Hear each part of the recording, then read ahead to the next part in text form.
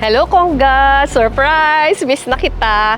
Ayan, tinatanong ako dito. Nasa simbahan pa naman ako kaya hindi ako pwede magsinungaling. Tinatanong ako dito kung bakit gusto ko si Gus.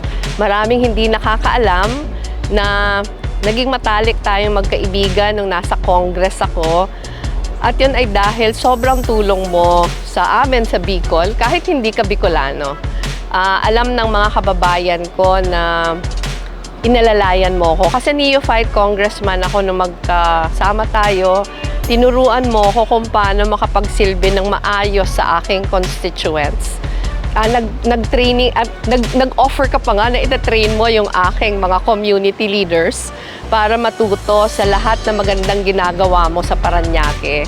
At yon ay kahit VP na ako, hindi mo ako pinabayaan. Ayan, ang mga Bicolano ko pong mga kababayan sa Parañaque, dapat po maaraman nindo na grabing maray ang tinabang sa tuya ni Konggas. Marami kang naitulong, yung pamilya mo, buong pamilya, maraming naitulong sa akin on a very personal level. Gusto ko lang sabihin na yung kabutihang loob mo, yung pagiging napakabuting kaibigan, yung pagiging matulungin, hanggang ngayon, hindi ko yon makakalimutan. Kaya kahit baliknaga na ako, I consider you my one true friend. Ayan ang dahilan kung bakit gusto ko si Gus.